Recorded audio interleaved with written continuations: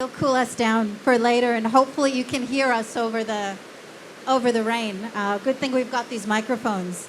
Well, thank you everyone for coming and welcome. Thanks for hanging out until the last day of the festival. It's been a terrific festival this year. I know I've enjoyed it. And we are here to talk to you about the politics of research. And I think we all won't mind admitting to you, when we first got asked to do this, we were a bit puzzled about, okay, well, what can we talk about? What does this mean, the politics of research? We were intrigued by the title, but didn't quite know where to take it because it's a broad topic. But we put our head together and we've realized that what is politics about? Politics is about power. What is research about? It is about uncovering truth. So it is this uncovering of truth within the maze and the kaleidoscope of power that we will try to talk to you all about today. And I can think of no better than the three panelists that we have with us. So first we have Ma Tida, who is an award-winning writer and a human rights activist from Myanmar. She's written more than a dozen books, including her memoir of her time as a political prisoner in Myanmar. And she is also involved with the PEN International Writers Group. We also have Peter Greste, who's also another award-winning Australian foreign correspondent. He's worked as a foreign correspondent for over 25 years, reporting on the front lines in Latin America, Middle East, Africa. He's also a media freedom advocate and an adjunct professor at the University of Queensland in Australia. And last but not least, Patrick Wynne, also an award-winning investigative journalist. Lots of award winners on this panel. I feel out of place. But he does a lot of work in Southeast Asia, written 2 books, including the most recent, Narcotopia, which is about drug cartels and the Wa people in Myanmar, and contributes regularly to the U.S. National Public Radio station program, The World. So please join me in welcoming our panelists today.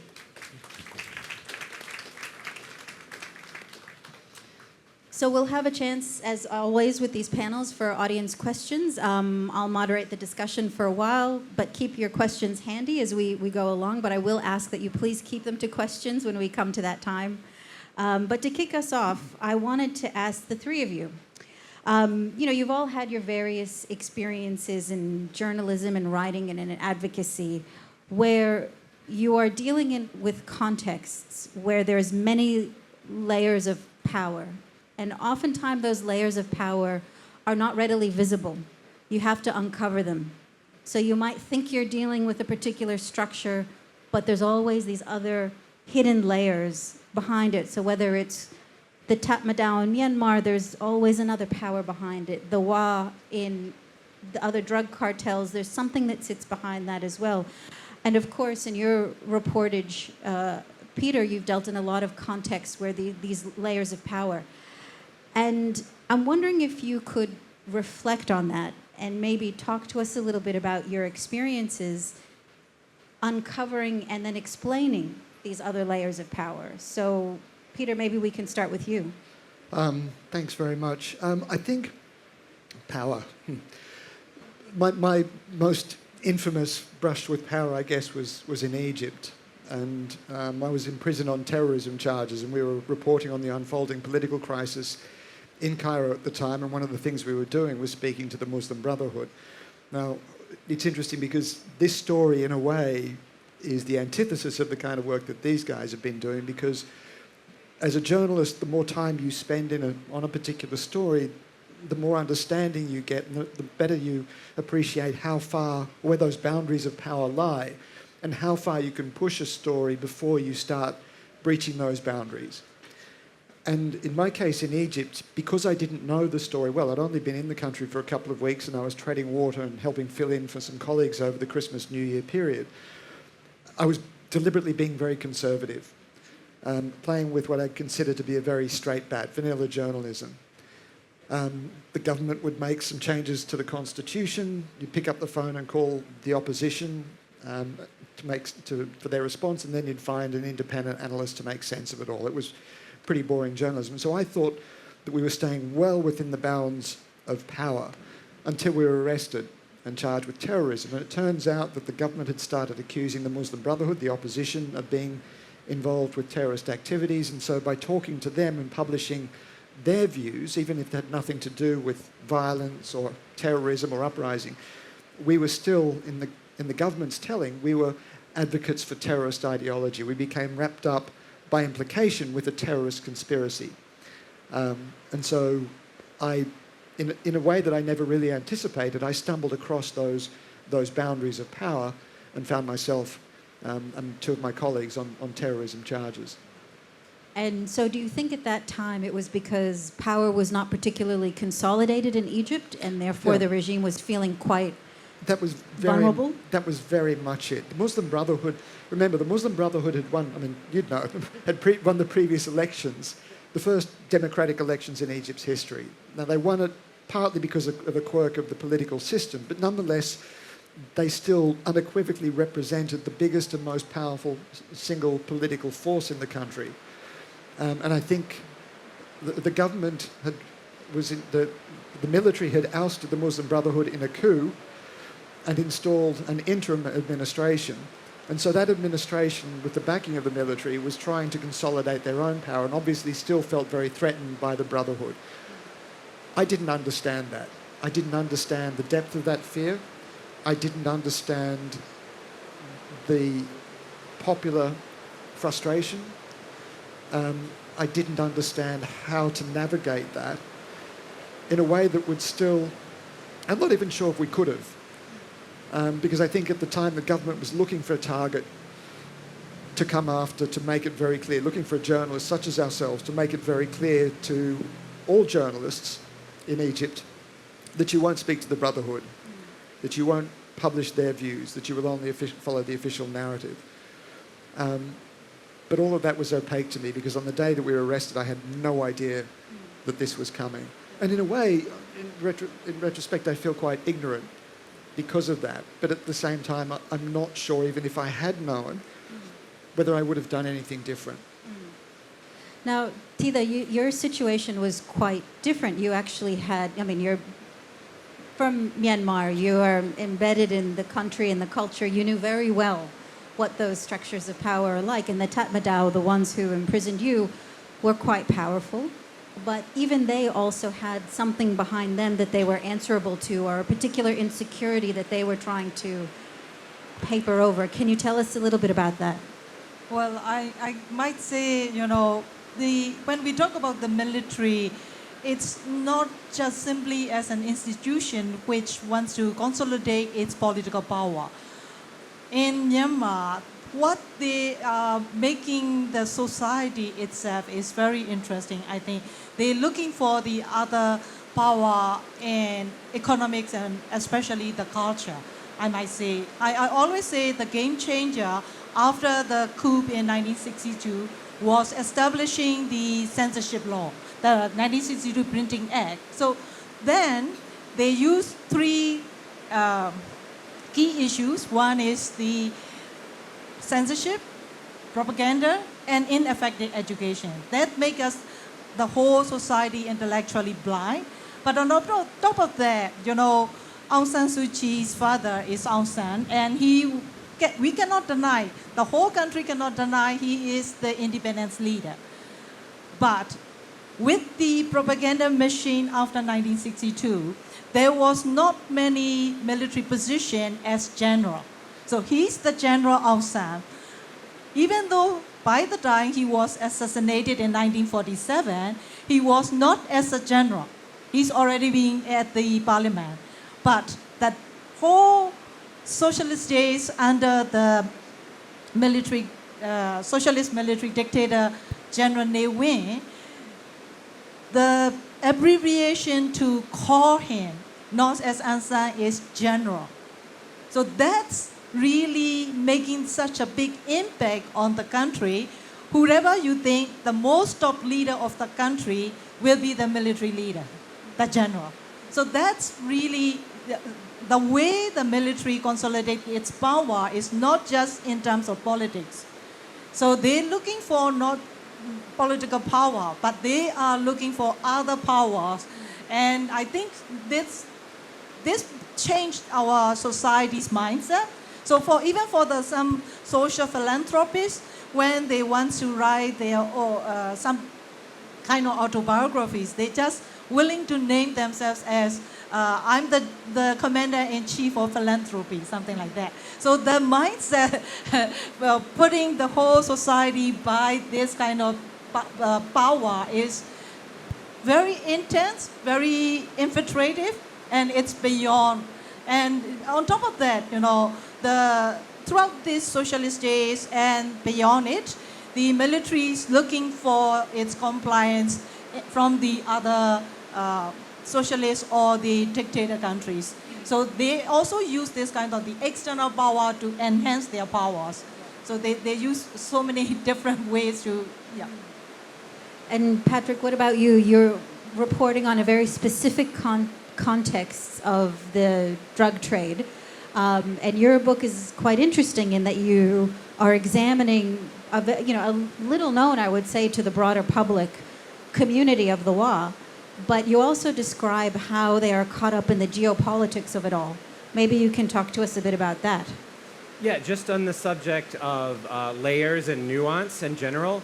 So one of the reasons that I've written 2 books is because of my frustration with the typical media landscape, which I think there's many forces working against layers and nuance in the way that we consume news. So for example, for much of my career, I've produced radio stories that are about 4 to 6 minutes. That's quite long by most radio standards. There's very little you can say in 4 to 6 minutes. And what we're competing against are people's attention spans. So you may understand all these layers of power and nuance, and you have 3.5 to 4 minutes to communicate that. You're not going to be able to get much in there. A 800 to 1,000 word article in the New York Times, trust me, if you think that you know everything about that story after reading that article, you don't. You're going to have to go read a book. So one of the reasons that I gravitated towards books was not only did I want to convey how complicated and nuanced these situations are, but additionally, I don't think the traditional way we consume news, whether it's broadcast, radio, and text, allows much room for empathy. To be more explicit about what I mean, I do a lot of coverage of the narcotics trade, which in Southeast Asia, the production is centered in Myanmar. As I was reporting on this bit by bit for print outlets and for radio, I found that my work was often shunted into this familiar war on drugs narrative, when in fact I was talking to low to mid-level drug traffickers, many of whom I personally found interesting, or I guess liked. And as I would talk to them about why they got into the business, I found it very intriguing. It was a range of stories. You have the sob story from, my family's poor and this is how I made ends meet, to, well, I was young and I was attracted by the appeal of making thousands of dollars per week, to, well, my dad did this and my mom did this, and so this is why I wanted to do it. So only through books have I really been able to capture those layers and that nuance. So again, I would just, we're at a literary festival, right? Read a book. You'll learn so much more than you will. If you hear something interesting on the radio or on television, take that curiosity and go right to the bookshop with it and try to read a book about it. Well, it's good advice, but Peter, do you think there's any hope for journalism in terms of trying to express that nuance, especially in the current day? The narratives are very flat. It's very black and white, and particularly kind of in this digital age. Yeah, it's a huge problem. Every time I open up my mobile phone and you get this fire hose of information and tweets and social media posts, and I get quite despairing. And you look at the way that newspapers are falling apart, that we haven't found a viable business model to sustain good journalism. And so at one level I get quite despairing. But I also recognise, if you kind of stop and think about the counterfactual, and there's also a lot of cynicism, by the way. Consumers of news, I don't know about you guys, but I can see a few wry grins and people going, yeah, I know what you're talking about. I'm fed up with the news too. and I don't believe more than half of what I read. Except that I think you kind of, if you imagine a world where we don't have that, where we take the likes of Patrick and Theda away, where we don't have the writers that are exploring these stories, even if not many people read them, the fact that that stuff is produced enters the public consciousness, and it does form the foundation for the conversation, debate, and conversations and debates that we ultimately have to have. And so I think well, I know that there is a vital place for the journalism that we're talking about. I know that there is an appetite. People want good, reliable, trustworthy, verifiable, professionally, ethically produced news and information. They're just not confident about where they're getting it from. And so that's one of my big missions at the moment, is to try and create a mechanism, a way of defining journalism and news in a way that is boundaried by good ethics and standards, in a way that gives people a core of information to be able to rely on. That's power. That's power for the people that produce that information. It's power for the people that consume it. And this topic is about the power of is about the politics of research. That's what this is about. The problem is that people need to recognise, the public needs to recognise both the need and the value of that. When we can make that case convincingly, then I think we've got the potential to start having a meaningful conversation about the way to pay for it and provide it. But we're not there yet. And what about this idea of communicating nuance in journalism? Oh, yeah, and in fact, I was just now talking to Theda, and I was listening to the extraordinary panel that these guys gave earlier this morning on Myanmar.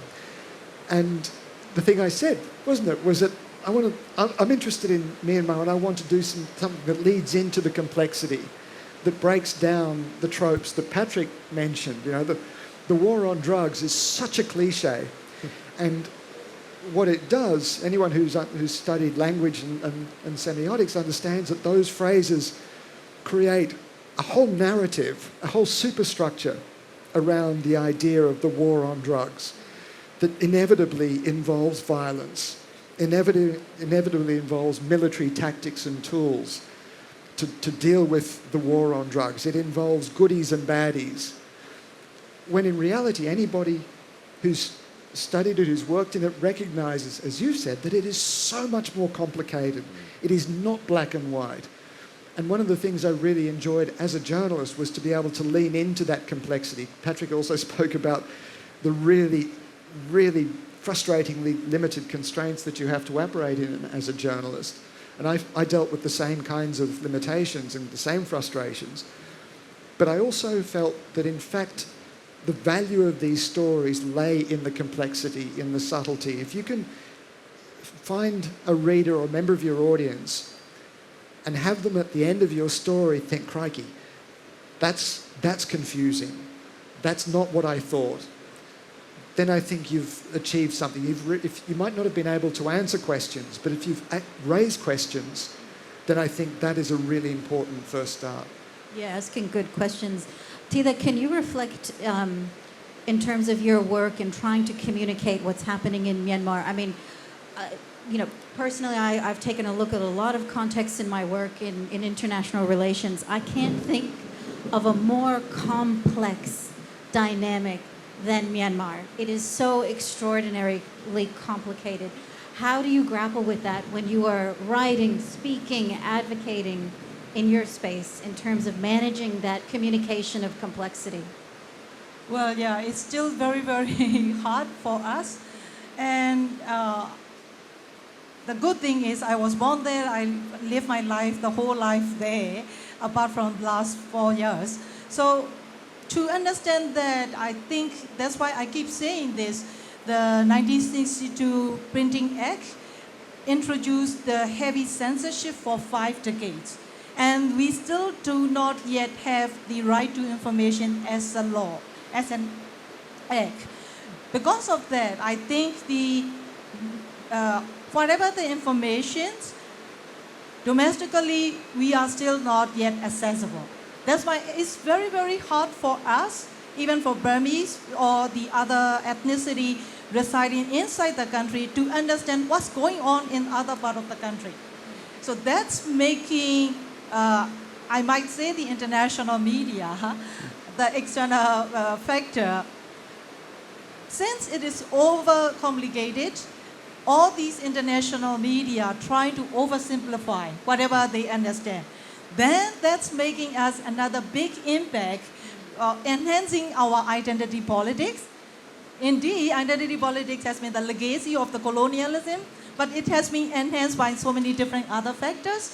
And the key is, this kind of the censorship. I normally say I'm not that afraid of censorship because people, when they notice there is censorship, they, especially these days, young people, they find their ways to circumvent the censorship.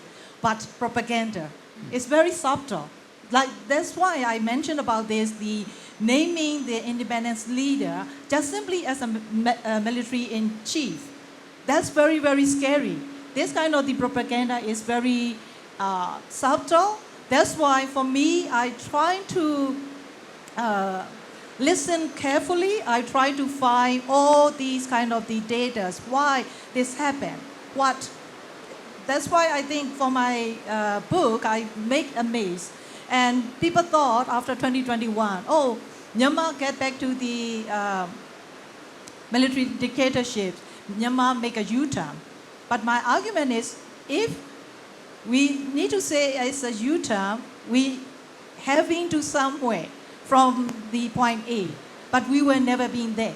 So for that reason, we need to pay so much attention to every single incidents, and I just try to reach out to the different community inside the country as much as I could. But luckily, with my Pan-Myanmar network, and luckily because of our tradition of the having literary talks all over the country, I having exposed to the different community, different groups, then I have still this network, and then I can get at least more on-the-ground information. Otherwise, it's very hard to understand, It's just follow the very simple narratives from any media, domestically or internationally. Yeah. So when you're all researching or trying to get information on a story for a book, in your journalism practices, there's sometimes that certain compromises you have to make, certain things that you might not want to do, but to get a particular bit of information. I'm wondering if you could talk to us a bit about that, maybe reflect on any time that you felt like you've had to make some compromises to get the necessary bit of the story or the bit of the intel that you needed, or was there a time you had to kind of hold your nose and do what you needed to do in order to get something? I don't know, Patrick, if you have any examples or things you can reflect on. Unfortunately, I have too many. I have a sort of a chip missing from my brain where I can meet somebody who might be telling me about some pretty profoundly terrible things they've done. Again, always they think they're the good guy. Just as a quick tangent, everyone thinks that they are the good guy. Everyone. The leader of Myanmar's military, he's not the good guy, but he goes to bed every night thinking that he's the good guy. So you have to know that when you talk to people. Anyway, when somebody is justifying why they had to hurt somebody, why they had to do acts of criminality, my instinct often is not to recoil. I don't know. I'm just soaking it all up. So I seldom feel, like I'm tainted by having heard that. I'm like, well, I'm usually appreciative that I was able to get that information directly from that person. And then in my writing, I honestly will do my very best to explain why that person thought they had to do that questionable thing. So there's that. The other factor is when you're reading most foreign reportage, usually, often uncredited, is a local journalist that has worked with somebody like me to help somebody like me get to the truth. In the business, we call them fixers. I'm increasingly uncomfortable with that term. Just call them journalists. Oftentimes they're doing the really hard part. I think so I might go into a situation and say, I'm interested in talking to this person, and they might say, no, actually you want to talk to that guy. You want to talk to her instead. They're making really profound choices about the way that the story will go. And in my writing, I'll always credit them as much as they want. Some people will say, just take me out of it completely.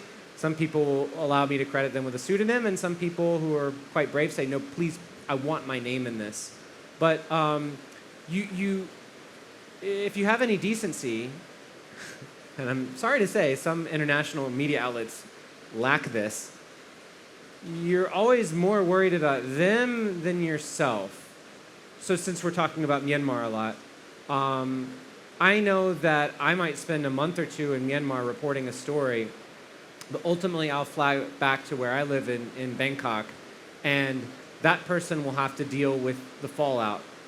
The number one goal is to make sure that there is no fallout, that there is no repercussion waiting for them. There is not going to be any knock on their door from anybody by the time that I leave. And what that means often is leaving good material on the table, or potentially good material on the table. If they say, I think that we can go talk to this person, but there are checkpoints along the way, or this could come back to bite me, I think you have to be decent enough to say, well, then let's just not do it. And some local journalists are more aggressive than others. Sometimes they're young. Sometimes they're 23, 24 years old.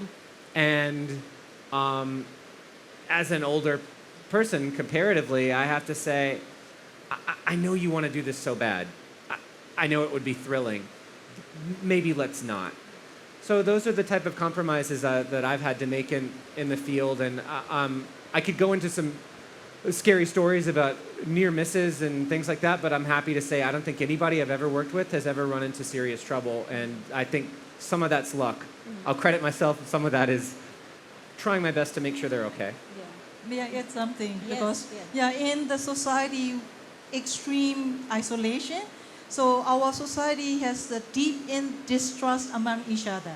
So it's very hard for our people to be honest to each other, but they are willing to be honest to the foreigners. So that's another layer of culture. It's making so much misunderstanding, I might say. So when they're happy to talk to the foreign correspondent, but they are not happy to the local journalists. So they might say design, pretty much crafted information to the domestic journalists, but to the international journalists, they would disclose everything, something like that. It's also the feather. That's an interesting dynamic. Peter, yeah, I'm sure you Yeah, I have wish I could examples. say what Patrick said. I can't. I had a fixer. I did a story once in Ethiopia.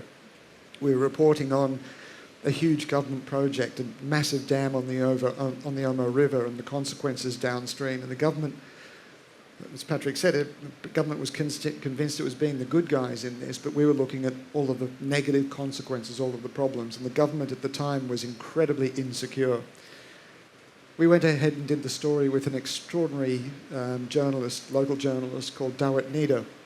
And Dawit got us amazing access. We talked a lot about the risks of the story because it was very risky. We were going into some very dangerous areas. But he guided us through that, and we got the story in the end. And we had a lot of the conversations that you were having about the risks, not just to ourselves, but to him in particular, because he was known by the government. He was known, and we had to interview government officials, and so they knew that Dawit was working with us on this story. And we did the story, we put it to air. The government got very, very upset, and Dawit was eventually arrested and forced into exile. He had to move to the United States. His whole family had to abandon his home country. And I called Dawit after, and I said, I'm so sorry. I said, I feel so bad about what's happened to you and the consequences. I said, I wish I hadn't. And he said, no. He said, no, I knew. He said, I knew better than you what we were facing. I knew that this was a possible consequence, possibly even likely. He said, I did this with my eyes open. And I'm glad that we did the story because it was important. I still wish I hadn't done it. Yeah, they're very tough operating environments. I wanted to ask you all as well about secrecy. So secrets, very important, right? They protect the powerful. There's a lot of power in uncovering secrets. A lot of what research, investigative journalism, and storytelling does is to move past the secrecy to get to a broader truth. And I wanted to ask all of your reflections on that. In terms of, in your work, what role do you think that secrecy plays, how you've gone about uncovering it, your advocacy for transparency, and maybe, Peter, I'll ask you, because you've recently written an opinion piece in an Australian paper talking about how reflexively secret Australia is, even as a open democracy. So we're not just talking about dictatorships and autocratic regimes here. No, in fact, the piece that I wrote was based on, it started with the reforms that the government is making to freedom of information legislation. The reforms that the government is proposing were in response to a Senate report from a few years ago. But the Senate, what the government is proposing, the Senate recommendations were actually would have been hugely transformational. The government's proposals actually take things back. And I made the point that Australia is reflexively, I think, the world's most secretive democracy. And I was quoting a New York Times article that was published after some now infamous raids by the federal police on journalists from 2 news organisations on consecutive days, when the New York Times said Australia might well be the world's most secretive democracy. And I think that's partly because there's a colonial legacy, a sort of militarised legacy that still exists. I'm sure the Burmese, the Myanmar government gets that. But there's also a culture of secrecy, of control of information. Australia has had more national security legislation since 9/11 than any other country on earth. About 90 separate pieces of 90 separate laws. I think it's 104. Well, it's closer to, yeah, it's over 100 now. Last. 104 now, okay. Not all of them deal with information, but a huge amount of them do. Some of it intrudes on our own privacy. The data retention legislation blows my mind. That's a whole other talk. But there's espionage legislation, there's secrecy legislation, there's ASIO legislation. I mean, just so many things that we're wrapping up around the government, around information, which is the antithesis of what good democracy should be. The presumption in democracy should be openness, transparency, accessibility of information. And so there is a tendency for us, particularly when foreign correspondents are going off to places like Myanmar and places that I've worked with in Africa, and get very snooty about secrecy and exposing secrets, and we sometimes forget how instinctively secretive our own country, my country, Australia, really is. And we're pushing back to try and make sure that we stop this slide towards authoritarianism and secrecy. I'm not saying that Australia is about to become, forgive me, but about to become Myanmar anytime soon, or some of the more authoritarian governments. But Australia is vulnerable to the political pressures that privilege secrecy over transparency. And I think that's a problem. Tita, what about your reflections in terms of, has there ever been, for example, something that you've known, that you've uncovered, that you've decided to keep to yourself, and for whatever reason? Or do you feel like it's always important to get the truth out there, get the fact out there? Sure, yeah. While the authoritarian regime used secrecy as either the weapon or the resource for impunity, we need to disclose this. So for me, at the same time, we having a risk of being arrested or something like that. But I think as a fellow citizens and the journalists, we need to be loyal to the whole society with the true facts and figure. Otherwise, having the not enough information can making the whole societies, the concept of understanding the whole context, that can change. For that reason, I think for me, when they charge me, it's the endangering public serenity, contact with illegal organization, and distribution and the printing of the unofficial material, something like that. So it's all about the secrecy, and the military always having pretty much like no confidence about being disclosed to the wider audience. For that reason, they keep using this secrecy as their protection. So for that reason, I think not just in the military, but its impacts also to the society. So people also thinking of not disclosing as much as they could will make them protected. So it's like a pattern for culture of secrecy. So it's very dangerous. That's why I think another part of the bad things about secrecy is people choose not to choose anymore because of the insecure situation, because of that kind of the impact. So it's a kind of the trend inside the community right now. Just very quickly, I think one thing that's also worth underlining is that I'm not a transparency absolutist. I'm not saying that everything should be available all of the time. I don't want my tax information or my health information online. I think there are some government, there is some of the government agencies really do need to keep some information secret about what they're doing. But the presumption has to be towards transparency rather than secrecy. I just wanted to put that out. With that caveat. So before I open it up to questions, I might ask you all to reflect there's the question of, okay, how you research a story, how you investigate a story. But there's a first question that comes before that, which is who and what you choose to research and to write about.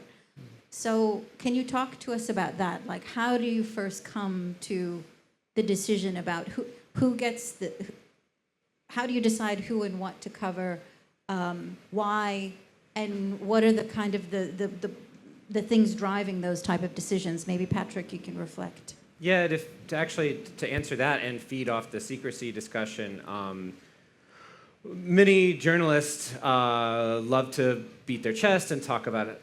They'll fearlessly pursue the truth and put it all out there. I think a lot of journalists are either egotistic or insecure people who just like to imagine themselves as the great savior of the truth or whatever. The fact is, and I'll readily admit it, governments in the region can do things that give me the shivers and cause me to self-censor. So when I see a journalist or an academic banged up for something that I have done, I get worried. It works. To borrow a Burmese expression, kill the chicken to scare the monkey. You know this one? Okay. So when you make an example of someone, me, the monkey, gets scared, and I will crawl back into my hole a little bit. One way that you can get around that is, so let's say that I do a big expose that this new drug is coming over from Myanmar into Thailand. It's this new synthetic drug, and it's becoming very popular. So I can write that story and probably go to sleep at night knowing I'll be okay.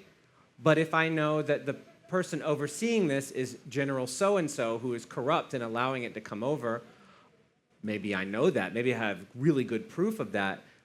But if I put that in the article, it doesn't actually do much for my foreign audience. And I'm sorry to say that's mostly who's reading my stuff. they get the gist. They might not need to know that General so-and-so, whose name they can't even pronounce, is the mastermind behind this, but that one sentence will get me in a lot of trouble. So when it comes to who I name, yeah, I think about that very strongly. As far as I'm looking for what to cover, I'm sorry, I'm at the mercy of commissioning editors who have shrinking budgets, and they're always thinking, let's say if it's for an American outlet, why does this matter for Americans? So if I don't think about that, I'll be out of work.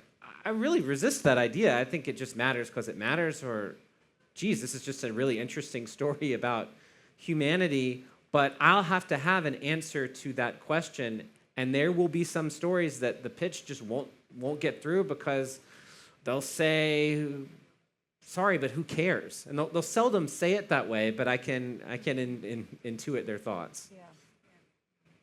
Peter, how about in your work? Who and what do you decide to first research and write about?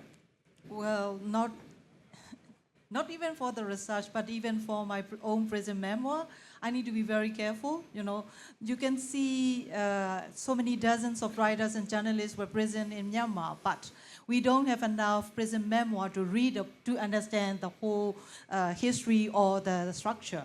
Why? Because we dare not to disclose every detail what we did in the prison, because there are so many movements and activities, and how much we can convince the prison guards or the military intelligence or the other criminals to do some sort of the important activities inside the prison, because it will make the other prisoners still remains in prison get more trouble, something like that. So for that reason, it's very, very difficult for us to how far we disclose and how do we present this. That's why sometimes we try not to disclose, especially names, as you said, but the activity itself, or we just change the period not to follow the details, something like that. So it's still practicing, I think. There are so many people, journalists and the writers, they were released after this coup, but we cannot get enough reading and the books to read because of this kind of this sensitivity. Peter, how about you? What are your reflections on this? Yeah, I also reflect a lot of what Patrick was saying, that we like to think of writing for our audience, but in the end it's really for an audience of one, and that is the commissioning editor. And if he or she doesn't like what you're doing, then the story doesn't get written. If they don't want to pay for it, then it doesn't get to air, and all of the best work is lost. Sometimes you have a good working relationship with those people. Sometimes you've got the ability to sell an idea if you know where their minds are. But Jesus, it's hard convincing an editor to pay for a story that involves a great deal of risk and quite possibly quite a lot of money if you're researching narcotics in Myanmar, when for about a quarter of the price you can send another journalist to follow some pop star for a couple of days and get a story that will get millions of hits. That's the world that we're operating in at the moment, and it can be really frustrating. Well, okay, so this brought a thought to my mind, because we started the discussion, and we were saying we're living in this kind of digital information age where narratives are flattened. It's impacting legacy media. You built your career in legacy media, Patrick. You're still working in legacy media, and you're talking about all the constraints in terms of the particular agencies and the editors. But there has been an opening, say, of citizen journalists or independent journalists who are able to take some of the tools to bypass all of that. And I'm wondering, I guess it's more of a reflection that maybe you can comment on if you like, but it's more that it's not so straightforward, is it? It's like some of the things that have broken down journalism are often some of the openings through the cracks where some of these stories that are not told can be. I think I personally hate the word citizen journalist, because as far as I'm concerned, there is just journalism. I don't care what your title is. I don't care if you work for the New York Times, the BBC. I don't care if you dance the news on TikTok. What I care about is the authenticity and integrity of the information that lies behind the story that you're presenting, the content that you're creating. That's where it lies. Now, you're right in a sense that this stuff has liberated a lot of storytelling that would otherwise have been lost, or we would never have. It's given us a great deal of richness, and it's opened up access. Social media has obviously opened up access to all sorts of corners of the world and crises that we'd otherwise be blind to. But the trouble is that it is also the best journalism, I think, not the best, a lot of really vital, important journalism is hard work. It's time-consuming. It can be dangerous and expensive. Yeah.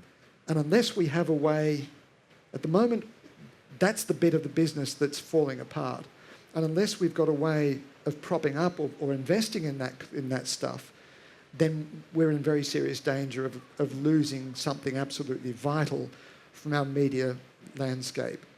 We don't all consume it equally, but it is really important. I'm just going to give an example, this is an Australian example, but I'm going to give it anyway. There may be a few people who recognise this. In Australia, a few years ago, there was a journalist called Adele Ferguson who did a big series of big investigation into the banks, and exposed extraordinary corruption and mismanagement and abusive practices, exploitative practices in Australian banks. Now, she spent about a year on that story, and the Sydney Morning Herald invested hundreds of thousands of dollars in the investigation. But I promise you, only a tiny fraction of Australians would have actually read that story, and there was no way that the Sydney Morning Herald recovered the investment that they put into that story. But here's the thing, her story triggered a royal commission into the entire banking industry, which forced reforms right throughout the industry that affected every Australian with a bank account. Now, how many Australians have bank accounts? Vastly more Australians benefited from that story than actually read it. And I think that's a really good illustration of just how much this stuff actually matters. Even if we don't all consume it, we benefit from that environment which produces this kind of content that does actually change policy, even if we're not aware of it. And that's why I think it's important that we figure out how to invest in that top end of the product. And also there's the fact-checking and the editorial and all of that stuff that's missing where people operating independently. Yeah. Fact-checking? They have that still? Well, maybe this is a good time to open it up to some audience questions, so please raise your hand if you have some. We've got two people over here, this lady and the gentleman.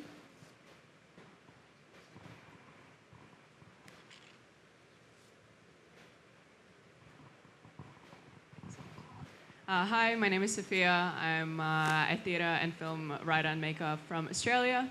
I'm currently writing a paper on the women in Ukraine fighting on the front lines. My question, I have kind of two questions. One question, and that's something that Peter, you spoke about a little bit, is maintaining authenticity and avoiding propaganda from a biased perspective, because I am of a Ukrainian background. And the second question is, in writing this thesis, I was going to go and interview a woman that is on the front lines in Ukraine, but what happened was the university was practically like, no, it's too dangerous, you'll have to work from like existing material. So the question is that kind of the right way to approach it, and when is it that it's appropriate to branch out into actually like on the ground reporting and journalism? Thank you. Boy. Gosh. So I can't give you a formula for interviewing people on front lines. I'm probably the last person you want to ask about that, and certainly the people that you've been talking to, the people that are sort of advising and managing you, would not want you speaking to me. Because I'm the guy that would say, screw it, you can't do it without going there.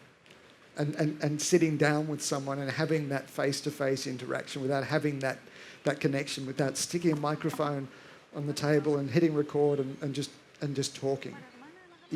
That's the only way to do it. You can do it, and You can do it through social media, or you can do it on email, you can do it on Zoom, if you have to.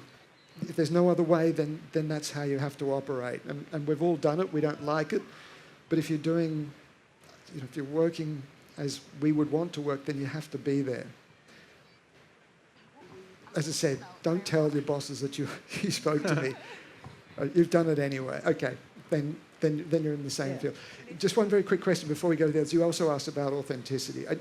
My feeling is that journalism, and I don't want to be too pompous about this, journalism is a human construct, and we are all flawed humans. We are all biased. This idea of the unbiased, objective journalist is bullshit.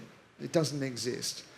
But that's not to say that the craft of journalism doesn't have boundaries and methods and tools that you use that can remove or allow you to compensate for your biases, or at least recognise your biases and factor that in.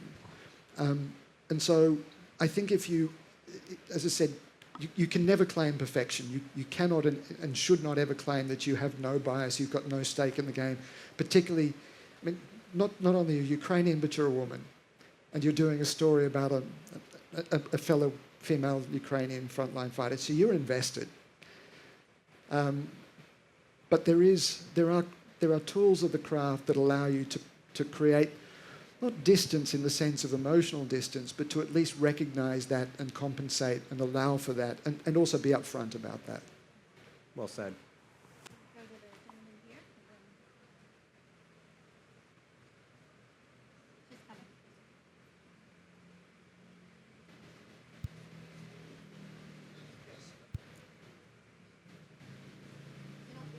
I think I have it. There we go. Yes, I'm interested in how AI fits into this. And from a standpoint of journalism, as we look forward, what should AI's role be, and how should journalism interact with it? Thank you. Should have gone to the AI and governance panel earlier. We talked a bit about that before, but maybe if you have any reflections in terms of, do you use it for your work, or do you find that it's impacted the field in a particular way? I've tried to use it. I was just curious. I fed 20 of my radio scripts into ChatGPT and said, analyze my tone and voice, and then fed some notes into it just to see what it would spit out. Not on a sensitive story. I'm not an idiot. It was like a fluffy type of story, and I expected it to just be garbage. And what it spit out was like, that does sound like my writing. It was eerily, it wasn't ready for radio. I mean, it was better than I thought it would be, so maybe I'm a real hack. For research, it's a lazy way to do research. All you can use it is to harvest links to more, to better, sources. Like, I'm looking for the government's report on rainfall in Bali. Can you find it for me? Which is just kind of a fancier Google, really. That's where I'm at with it so far. But I'll tell you, even in like the Bangkok Post, so like a well-known English newspaper in Thailand. Oh, I can see they're running AI stories completely written by AI, and in a world where no one wants to pay for journalism, you're going to see a lot more of that, and it's going to be flawed, and I don't think you're going to like it, and I worry that a generation that's never enjoyed a healthier news environment, if you can call this one healthy, will be acculturated to AI slop journalism. So let's see. Sorry, did you? Sure. Okay. Sorry, I feel like I'm jumping in here. Look, AI is a tool, and you cannot escape using those tools. Sometimes for research, I've seen some amazing AI analysis of data, of really big, rich data sets that you couldn't ever unpack without AI. I've seen AI, really powerful AI-assisted journalism. But journalism is only journalism, and this comes back to AI can't produce ethical journalism. AI is not accountable to a code of conduct. You can't fine or hold an AI bot accountable for something that it's written. That is not journalism. And anything that claims to be journalism that's produced by AI or without transparency about the way that AI is used doesn't make the grade as far as I'm concerned. You can use AI in producing the content, in helping you produce content, but you have to be transparent about it, about how it's used so that the public can understand. That's what we're pushing for out of this sort of code of ethics, code of conduct. Not only do you have to be transparent, somebody has to be accountable. Those stories in the Bangkok Post, they're probably not. And I think that's a problem, and that's why I don't think that counts. Just so I don't get sued, I'm speculating. I don't know that they really have AI. So the Australian News Corp in Australia publishes literally thousands of stories a day, particularly for its regional publications. Most of it is on stuff that's data heavy, some stories about the price of fuel, perhaps in a local neighbourhood, or the sports results. And they're not transparent about that at all, and I have real issues with that. So I think we have time for one more question. I saw the lady's hand here. Did you still want to ask a question? Yes? Yeah? Sorry, it's just that wait for the microphone to come.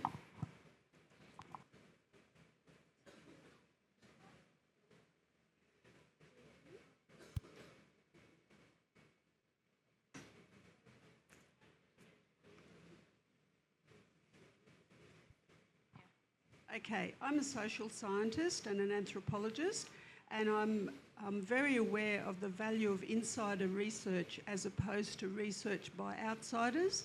It's a very different view that you get. It was interesting to hear what Peter said about the secrecy endemic in Australia, and I'm looking into gender politics, and my PhD was on the nexus of sex and money. And I looked at why men pay for sex and why they went on sex holidays with quite a sympathetic view, not a real strong line feminist view. And I got access to a lot of people like the Attorney General. I want to know, why are we allowing people to come into the sex industry to exploit women? At that point, they were making pimping legal. He said, what do I care?